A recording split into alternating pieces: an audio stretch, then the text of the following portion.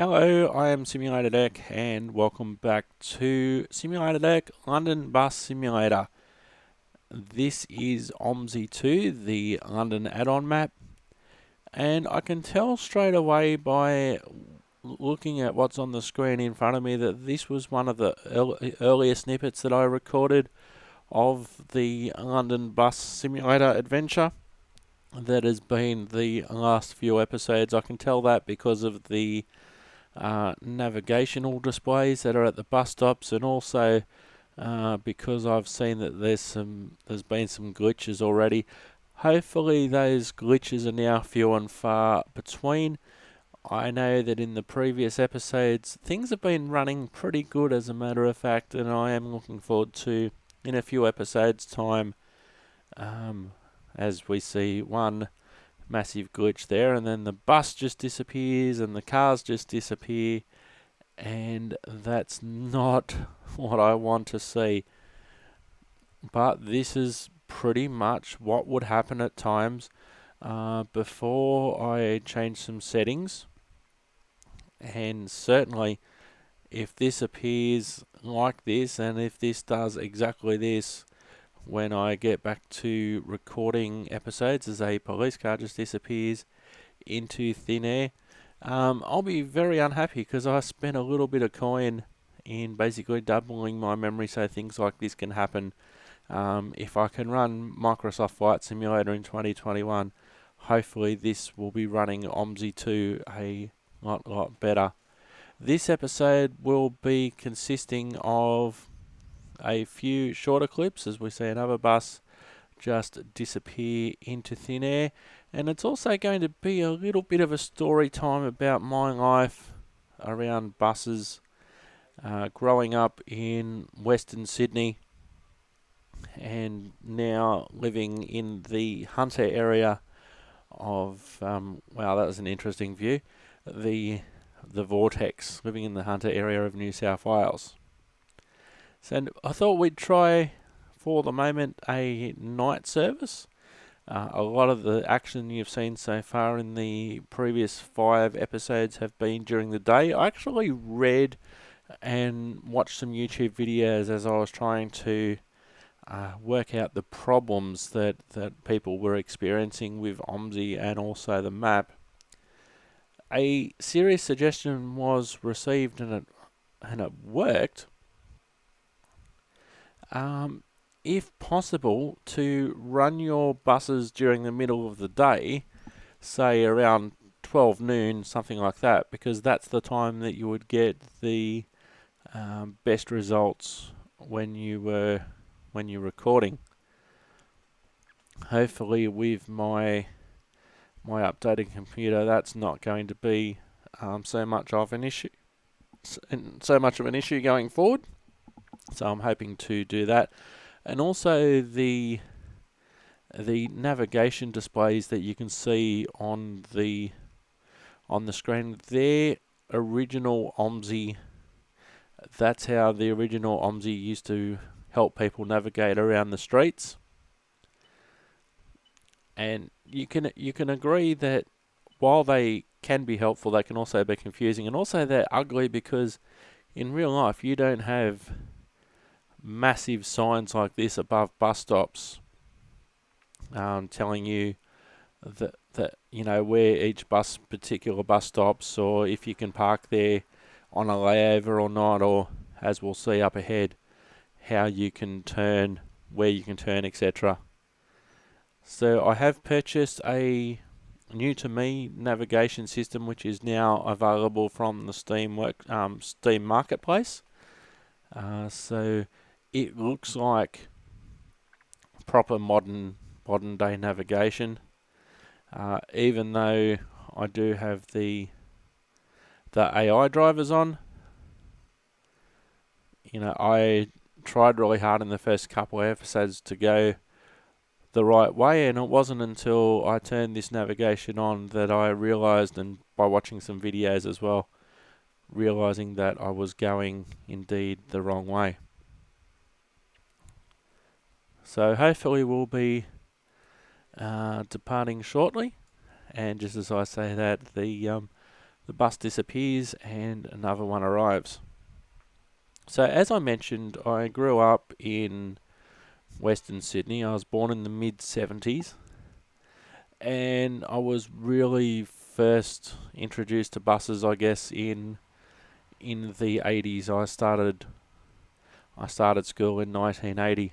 For the first few years, from kindergarten up to year 3, I walked to school every day, so there was no need to catch a bus. I would just simply walk with relatives first of all, and then later on by myself. About the 10 minutes that it took to get from my house in South Penrith to the school in Kingswood South, or South Kingswood as you'd probably call it these days, but Kingswood South. The only time that I'd really see a bus or catch a bus is if I was travelling with family into the shops, as we used to call it, into Penrith, into the shops. The family did have cars, but sometimes if I was with my auntie who didn't drive, we'd catch the bus to the shops or whatever. And it was later on before I moved that we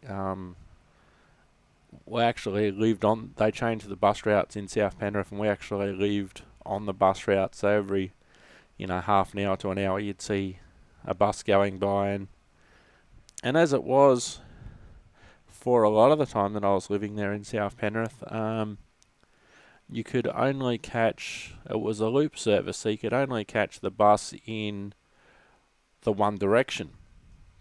They didn't have, as they do on many loops nowadays, an inner loop and an outer loop where buses travel on both sides of the road in the applicable direction. It was really good if we were coming from the station going home, because it wasn't that far. It was pretty direct.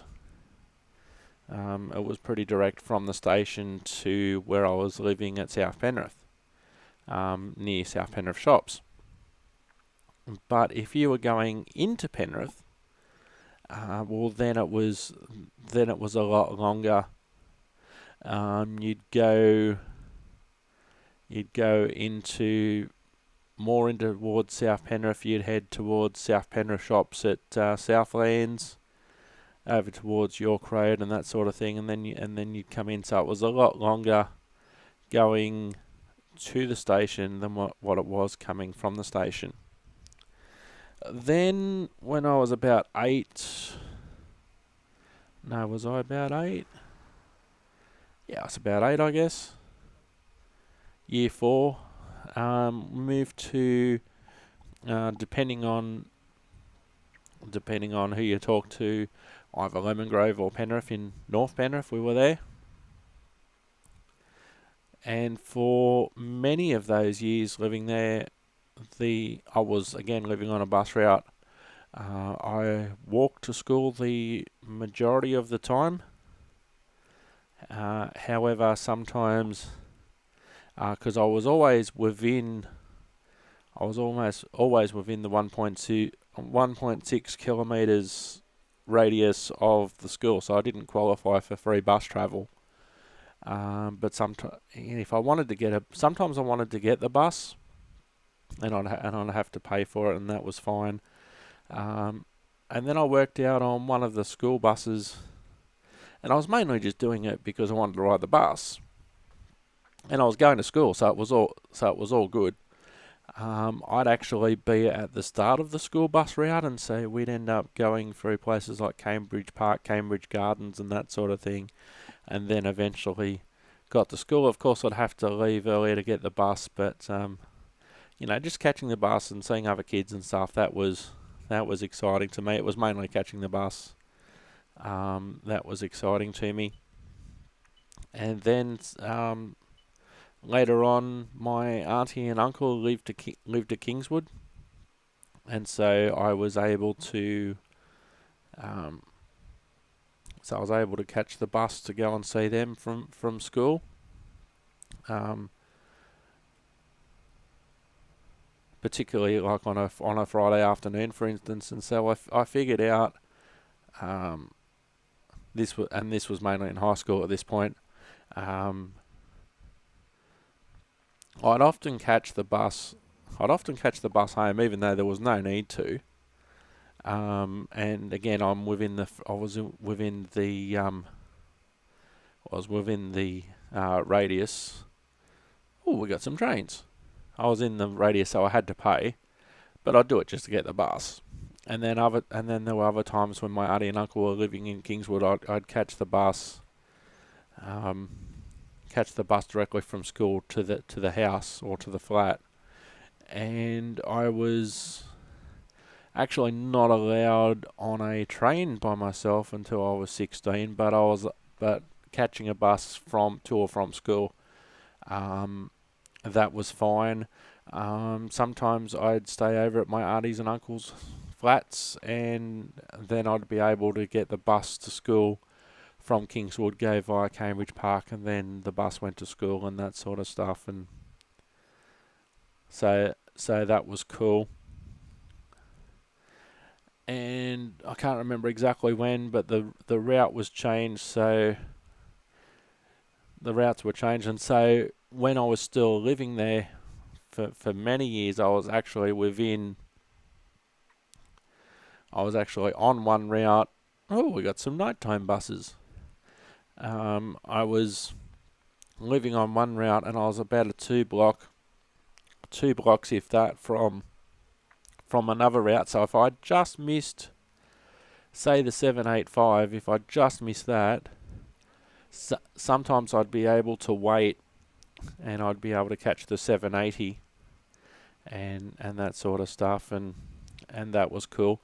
Also, what would happen as well sometimes, when I was growing up, there were buses that ran from Penrith to Richmond or Windsor, but they had restrictions on them at the time, so I couldn't get those buses from, say, Penrith Station to where I needed to get off, because those buses weren't for quote-unquote local passengers.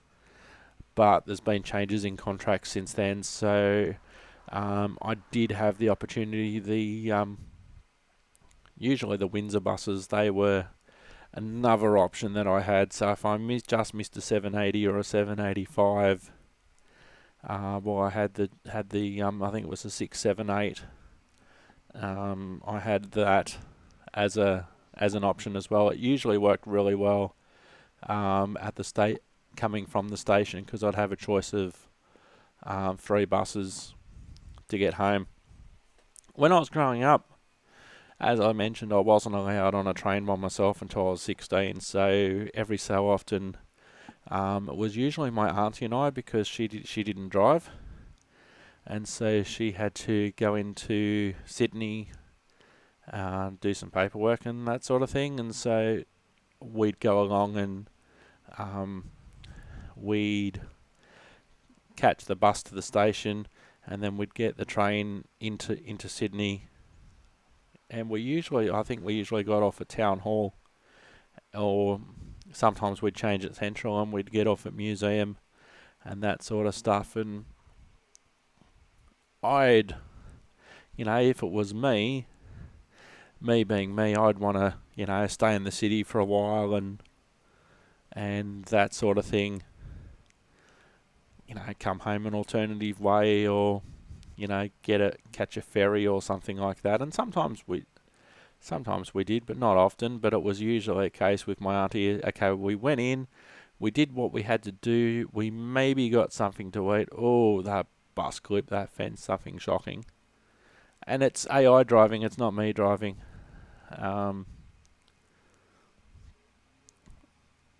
But we'd go in, get the business done, maybe have something to eat, usually from the cafe at Woolworths at Town Hall at the time, and then get the train home. So didn't have a lot of train spotting time or bus spotting time or whatever. And my and I tried to say, can we spend a bit more time, or sometimes we'd work it out so we'd be able to catch the Boy Mountains train home and that sort of stuff. But sometimes my auntie would just say, okay, we're at Town Hall, we're getting on the first Penrith train, and that's it. Whereas these days, with apps on the phone and everything like that, it's quite easy to work out. Well, yeah, I could get the local train. Just trying to adjust the camera here. Oh, train tracks.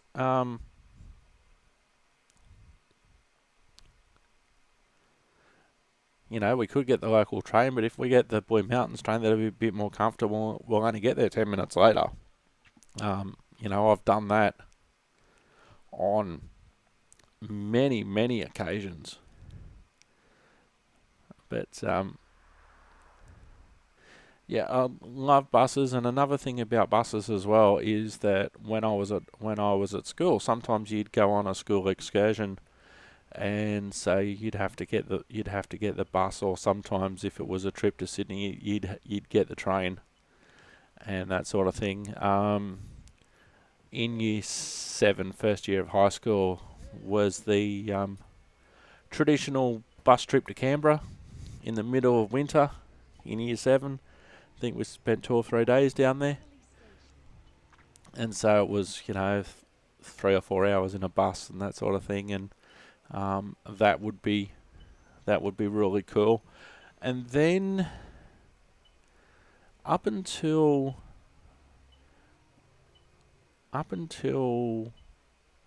the end of primary school,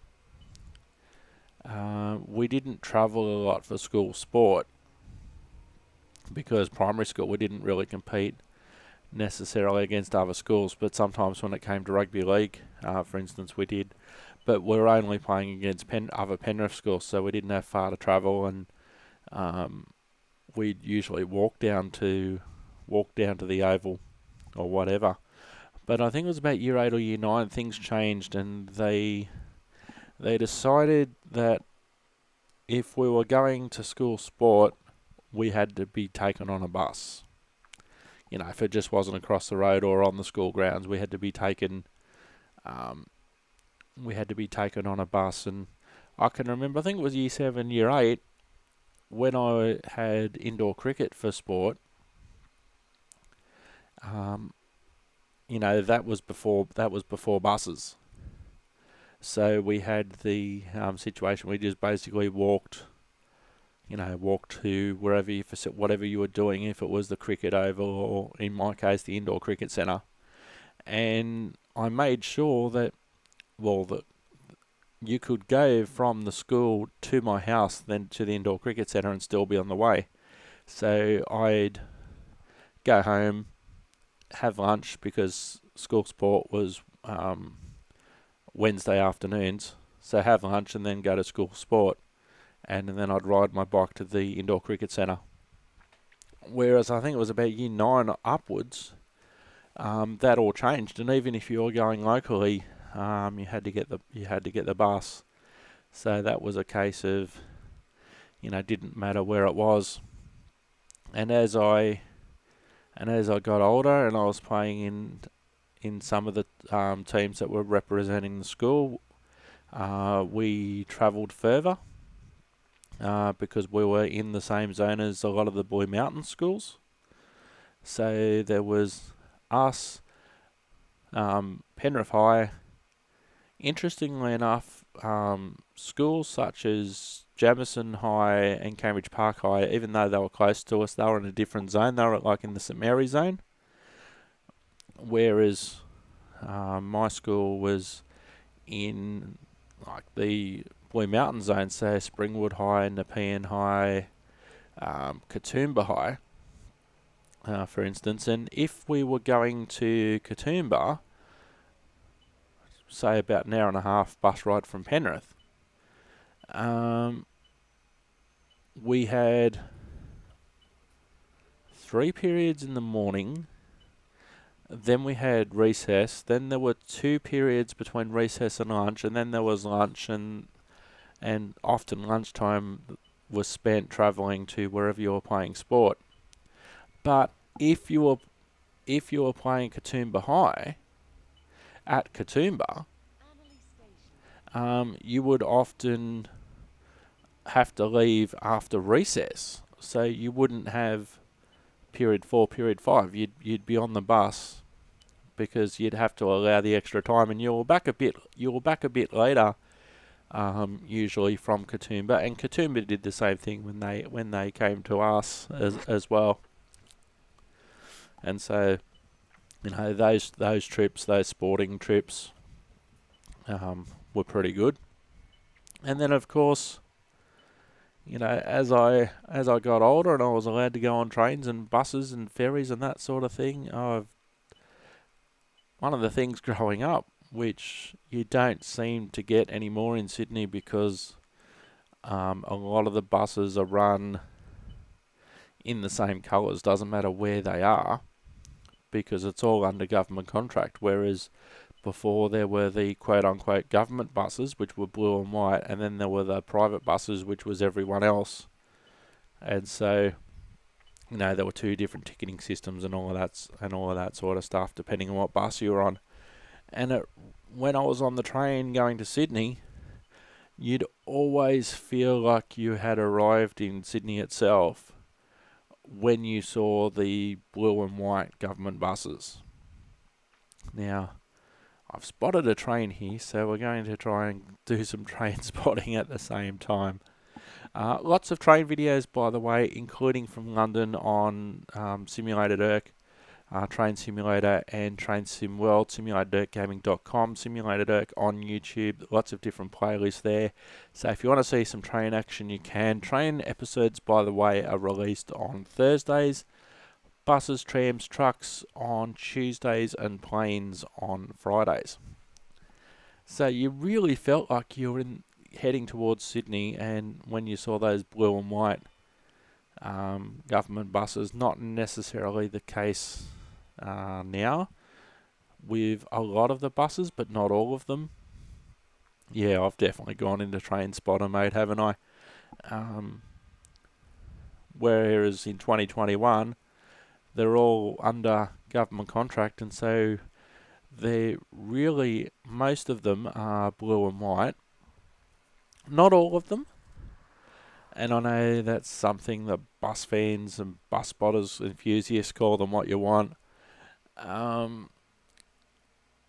They like the variety of the different coloured buses and all that sort of stuff. And also, not only that, the variations in the bus fleet, depending on what the owners wanted, where they were running, and all of that sort of stuff. Whereas it's a lot more centralised now with ownership and procurement of buses and that sort of thing. It's really weird to see bus types that I grew up with, going to school and that sort of thing, now in bus museums and that sort of thing. If you're in Sydney, by the way, the Sydney Bus Museum, I haven't been since they've moved to near the Leichhardt bus depot. But from the photos and everything that I've seen, that looks pretty good. I've seen some photos and videos of some tours and things that run from there. They used to be next to Tempe bus depot, and I did go there. But they've moved next to Leichhardt bus depot. And if you're in the buses and if you're in Sydney, check that one out. But there's there may be bus depots near you, I'm not sure, but the Sydney bus, well, there's probably bus depots and bus museums. I meant bus museums. If you like buses and don't mind seeing old buses and how dinosaurs like me got to school, 6 miles uphill in the snow and 6 miles uphill in the snow back, well, that's and they do run some tours and that sort of thing as well. So yeah, that's cool. But I'm really enjoying. Oh, gee, that's glitchy. I've heard of greenways and that sort of stuff, and green corridors and everything like that. That's the ultimate in in green corridors, that's obviously glitched out.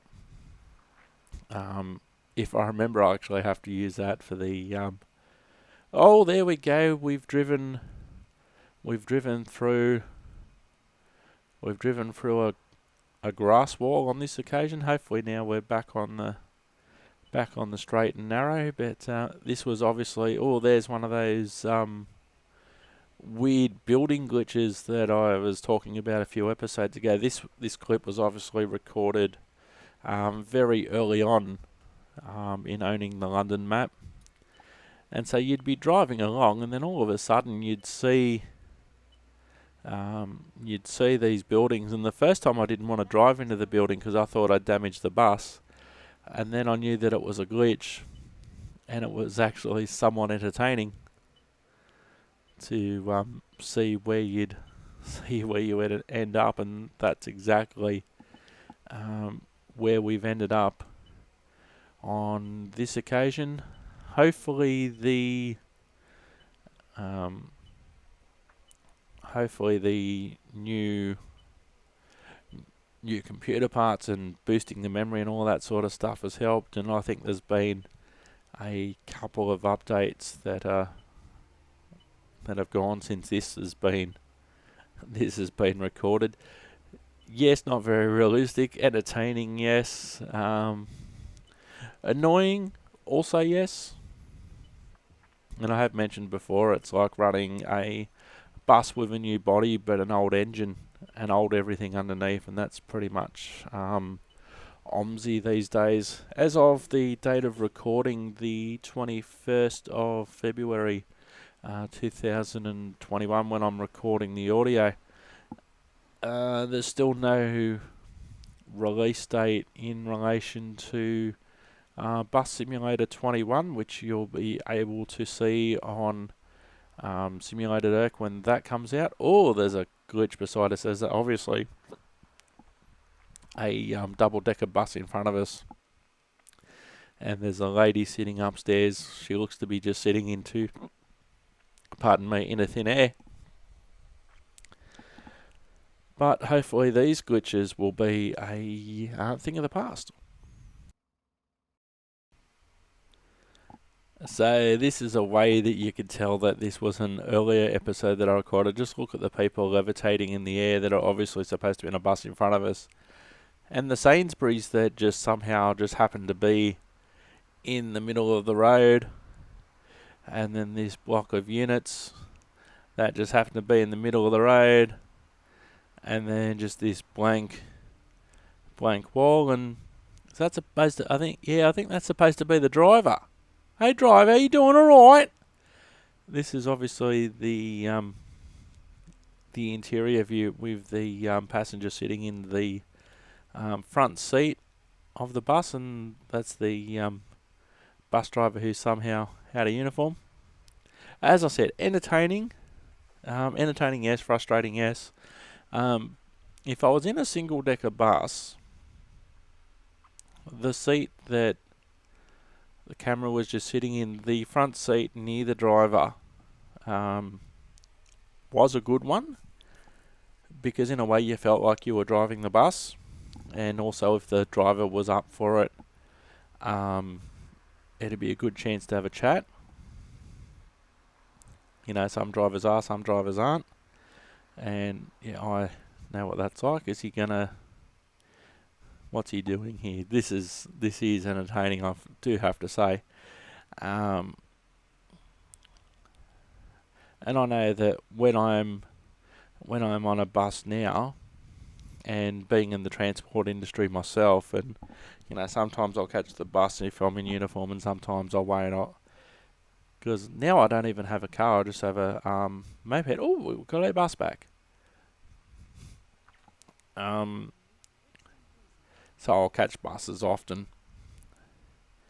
and if I'm in a good mood, and if I'm not in uniform when I'm leaving the bus, I'll be like, "Oh, I'll see you later, drive." And then, you know, they obviously know that I'm either into buses or work in the industry or whatever. And I know that there was one day a couple of months ago Now, I try not to get involved in the operations of the bus or anything like that because that's not my job. But, I am there, and sometimes I have helped the driver out and that sort of thing. And, especially if I'm in uniform, people see a transport person in a uniform, and doesn't matter if it's their mode of transport or not. But then again, I've been in places like New York City. I really love this view for when you're a passenger. Just to be in the front seat, or if you're in a double decker bus, the seat immediately above the driver. That's a good one as well. But having said that, people see that you're in some sort of uniform. You could be out at the shops, and there's been occasions where I've been in a uniform at the shops, and people have asked me for help because they think, well, you're a person who works around here, you obviously know what's going on. I might not know what's going on, or where everything is. That was especially the case when I was new to Newcastle. People would ask me where things were locally, and I've got better over time. But there was this particular time straight through the bus. That's freaky.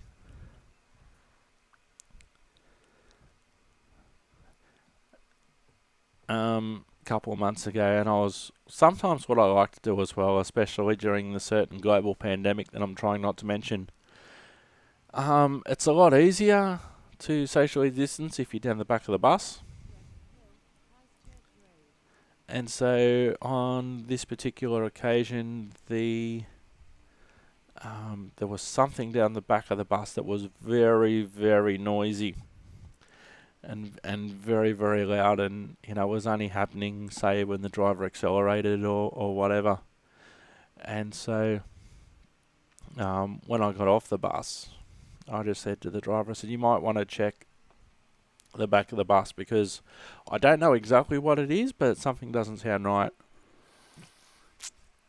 And he said, oh, what is it? And I says, well, it's probably going to be hard for you to drive the bus and concentrate on the noise at the same time because you're driving the bus.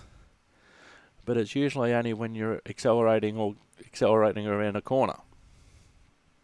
And he said, oh, thanks, mate, I'll get it checked out. And so we could go back to the depot and get one of the mechanics to look at it. And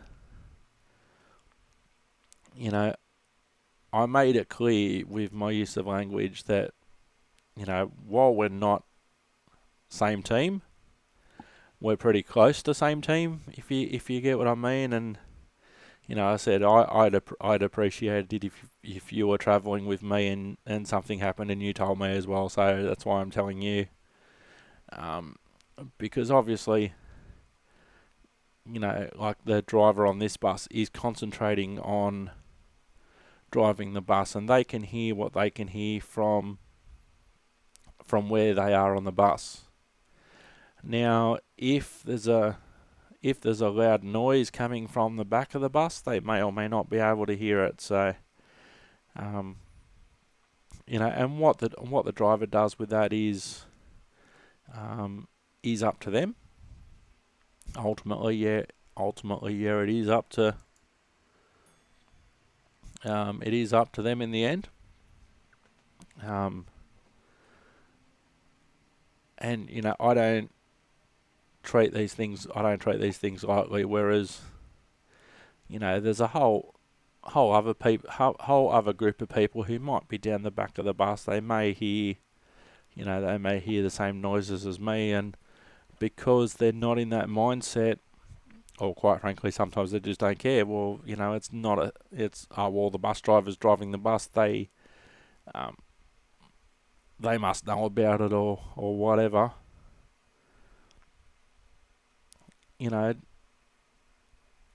If the bus driver knows that you're really concerned about something, and this isn't just bus drivers, this is train drivers, pilots.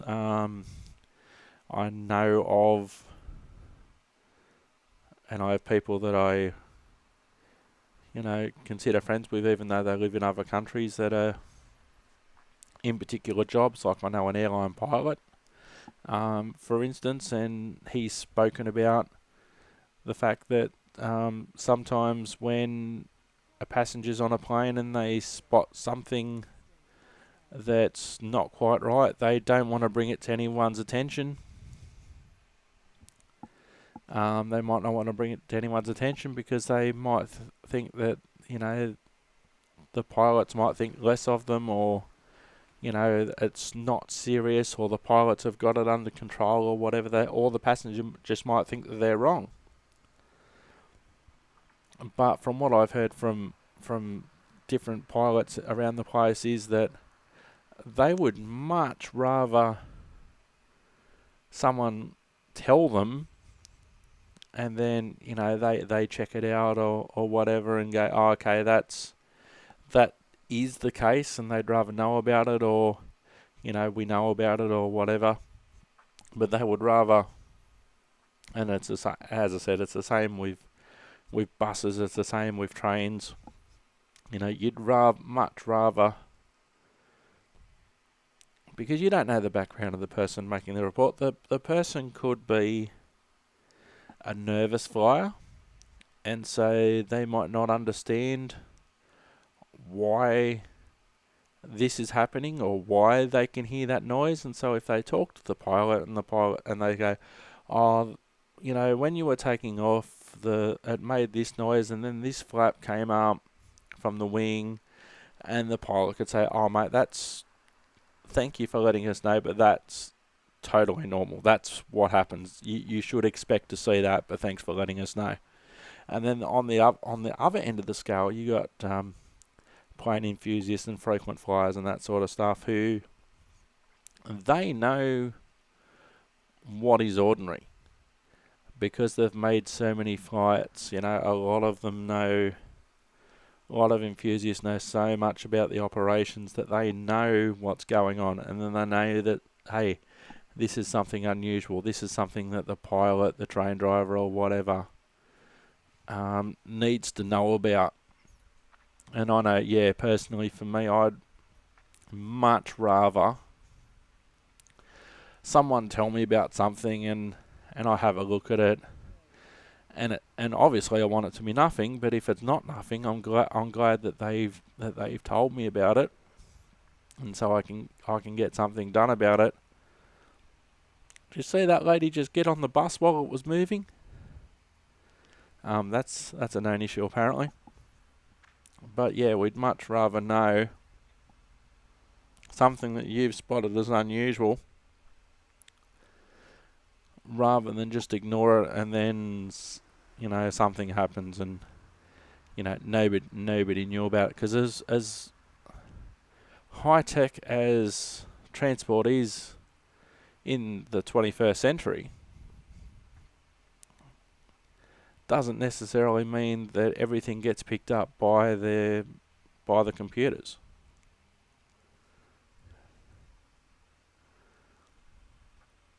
I really love the construction in on this map. I'm actually going to look around down the track, so to speak, because there's a whole heap of different buses and a whole heap of different places, and even with OMSI, there's even some trams as well that I want to check out as well. There are some trams on Train Simulator. Actually, I should do a separate trams playlist as well. It's a really good idea. Should do a trams playlist as well. And so those episodes of Train Simulator that feature trams, any OMSI that features trams, I can add that to the list. And also, of course, Tram Sim, which is really good. I need to check that out too with the additional memory that I've got now in the computer. There was an issue when TramSim come out, that every time I basically got to an hour's gameplay, the game would crash, and so I put that into support as a bug because the game had only just come out, and I know my computer's not a potato, but it only seemed to be when I got to the hour mark. And so I get to the hour mark, and then all of a sudden, wouldn't matter what had happened, there's a crash. And when I was first... Hello, driver! When I was first using TramSim, I couldn't get to the end of the route. I couldn't get from one end to the other without it crashing. And then one day, I got to the end of the route, and I thought, oh, that must mean... And they'd put out some patches by this stage. And I was talking with support and all that sort of stuff, and I thought, oh, beautiful. They fixed the problem. But what it was that I was getting quicker at coming into station, stopping at the station, loading and unloading people, and then taking off again. So I was able to complete the route in under an hour, and so that's why the game didn't crash, because we didn't get to the hour point.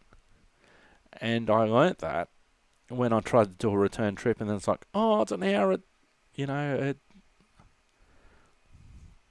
But hopefully, as I said, there's been some updates, and I've doubled the memory in my computer, so hopefully next time I play TramSim, I must try that again to see if there's been some sort of improvement. There has been a lot of improvement in this map, as you've seen on previous episodes. There hasn't been as many glitches and then there's another couple of recordings that will be turned into numerous episodes where I just left the computer alone, and I just left OMSI to run and left a recording. One recording went to, what was it? One recording went to 7 hours 20. And then the other recording went to 9 hours 43. And so I'm not going to have an episode that goes for 9 hours 43 minutes. I can tell you that right now. But I will break it up and do some heavy editing on that sort of thing, and see how we go. But sometimes that's a test that you can do. If you just have the game running and, being able to record it's a lot better, and then you can go, oh, well, okay, there was it ran for 9 hours and 43 minutes before something crashed, and then you can go back into it and go, well, okay, the file says 9 hours 43 minutes, but when you look through it, there's only 7 hours of bus action, and then it just froze for 2 hours. Because I wasn't here when those recordings were made. I was at my place of employment, and I haven't reviewed them yet. But I'll be splitting those into episodes. This episode's been a combination of a few different shorter snippets that I've recorded. 1, 2, 3, 4. 1, 2, 3, 4, 5, 6. There's about 7 or 8 different clips that I've put together to make this episode, and most of them were in the period where it was really glitchy. There were some updates, and I did do some changes to settings, which may have helped, but I really am enjoying the action, really enjoying bringing it to you. This is a different way that I am recording and producing these, as someone else just gets on the bus as it's moving at about, and another one at about 20 or 30 miles an hour. And so normally, it doesn't matter what I'm doing, normally I'm playing and commentating or speaking at the same time. Whereas this time, there's another one. Whereas this time, I don't have to worry about driving the bus because this is an AI driver driving the bus. There have been times where I have recorded the gameplay before and then commentated on it later, but this is for OMSI, this is the major time that I've done it, and it's a relaxing. It's a different way of doing it, where I can just concentrating on what I'm seeing on the screen, concentrating on what I'm saying, and I'm not necessarily worried about what keyboard button should I be pressing or what should I be doing with the controller or whatever.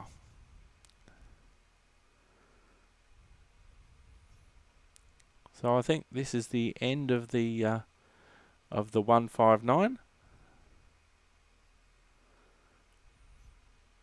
That run was a lot better, even though there were some glitches, like those guys just going through walls, etc., and the mystery passengers just getting on or off the bus as it was moving. But at least in this snippet, at least there wasn't mystery walls that just happened to be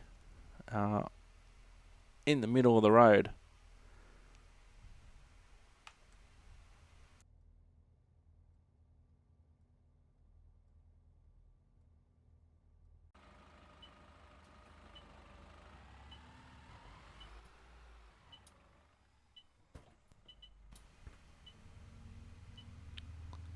So we're going to be having a little bit of brief single-decker bus action. The 322 to Brixton Police Station.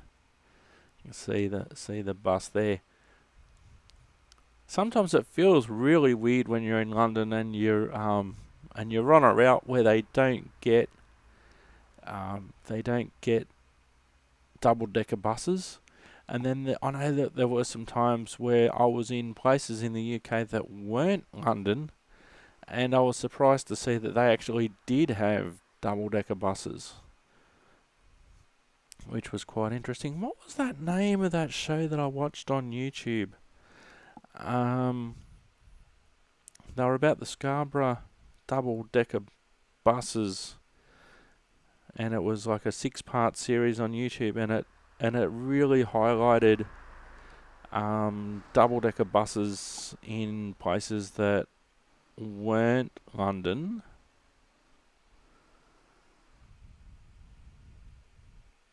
I watched it on YouTube about, would have been about 6 to 8 months ago.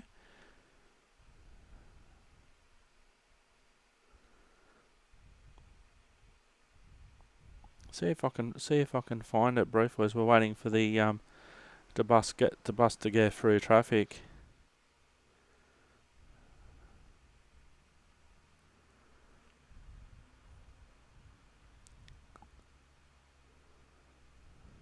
Oh, on the Yorkshire buses. That's right. By Real Truth Documentaries on YouTube. On the Yorkshire buses, there's about 6 different parts, and it talks about the different buses. The East Yorkshire Motor Company, Motor Service. That's right. And how they had an open top bus that went around on a tourist route, which was cool. There's one good thing to do, by the way, if you are in a new city, and this obviously is more about when you can travel thanks to a certain global pandemic.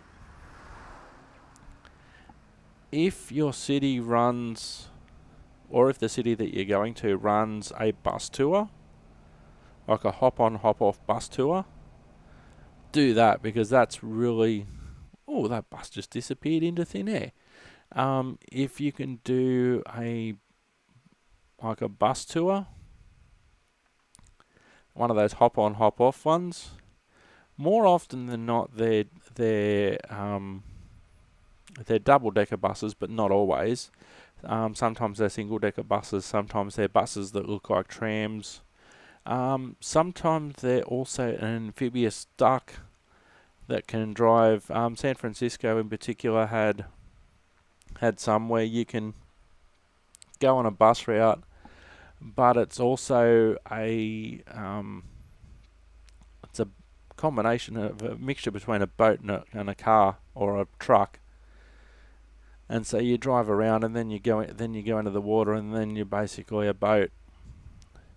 Now this clip is really interesting. You see the amount of buses there that are just lined up, and a couple including the 45 to Clapham Park that's actually blocking the intersection.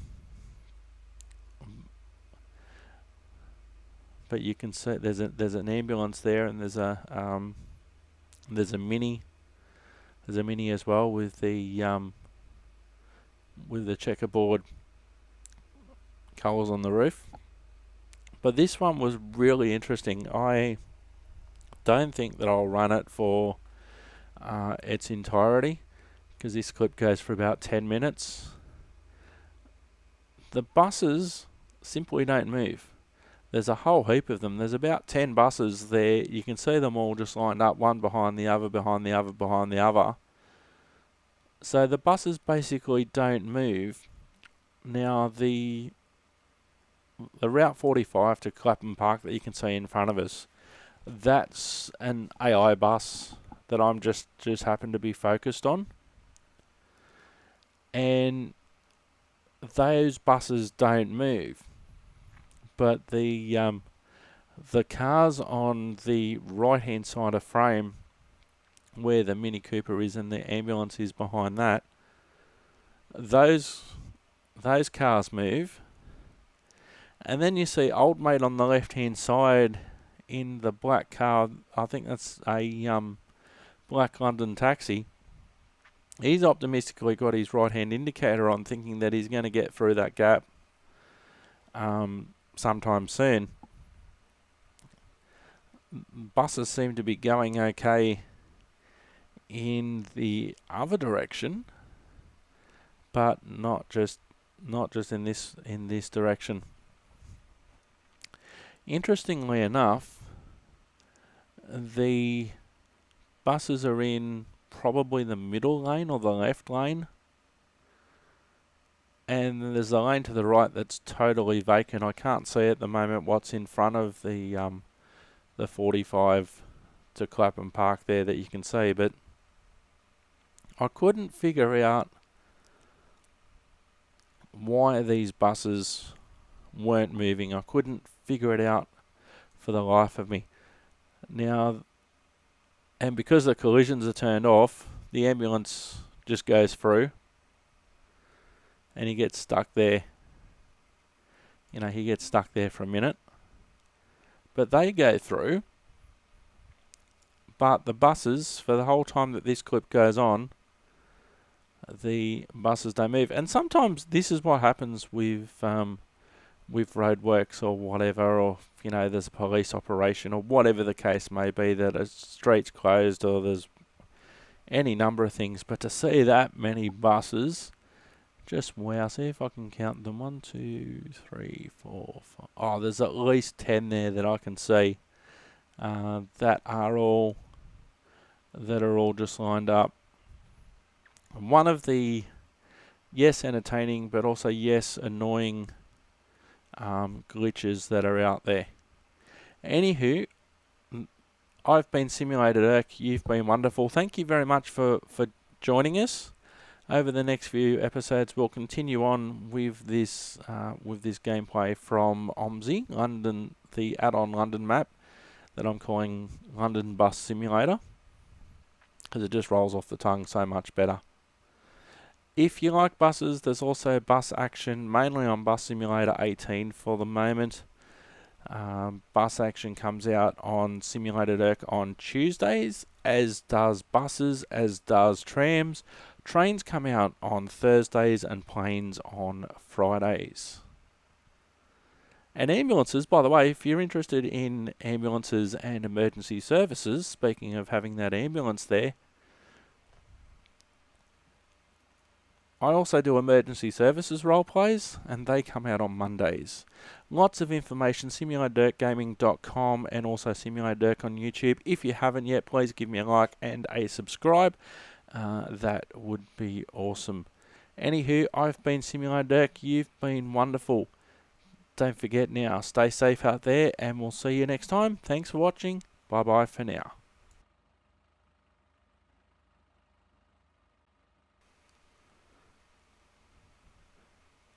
So we're still here. We're waiting. Oh, look, there's a car coming on in the right-hand lane that I suggested a few minutes ago. Is he going to try and sneak in past all these buses? Here he comes. He's rather optimistic. Clearly those buses have probably been thinking about doing that for the last 10 minutes, but they're so tightly bunched together that it's going to be hard for them to swing out into that other lane anyway. So this time I really am Simulator Dirk, and you really are awesome, and we really will see you next time. Thanks for watching. Bye bye for now.